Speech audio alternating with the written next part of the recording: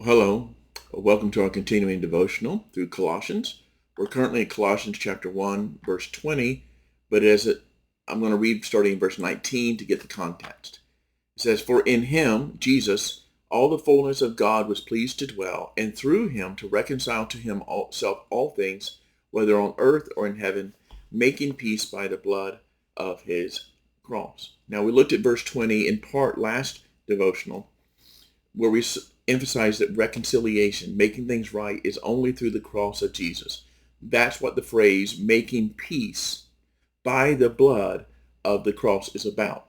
And I shared with you that we acknowledge that Jesus alone is worthy because it is through his death alone that everything can be made right, and that we persevere in the truth of the cross, even though many will find that idea of the cross offensive and they're dismissive of it. We hold tightly to it. But that's not the only thing we see here in verse 20. Not only is reconciliation only through the cross of Jesus, but a second thing we see is that reconciliation, making things right, is all encompassing of the entire cosmos. Everything that's not right, everything that's broken, everything that's out of order will be made right.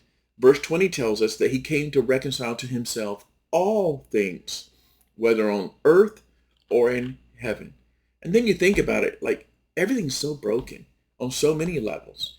In the earthly level, mankind is broken, creation is broken. In the heavenly spiritual realm, there's brokenness, there's Satan, there's demons, there's spiritual warfare. But Jesus will ultimately restore, reconcile, heal, fix everything that is broken, all things, whether heaven or in earth. Most of us think immediately of what is spiritually broken, which has already been reconciled, what the relationship with God.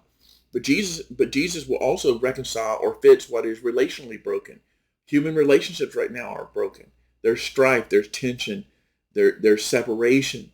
There's brokenness in human relationships. There's physical brokenness. Our bodies are broken. There's sickness, there's disease, and there's death. There's emotional brokenness in the world. There's depression, there's anxiety, there's fear, there's bitterness. Things are creationally broken, for lack of a better expression. We have hurricanes and earthquakes and volcanoes and tsunamis.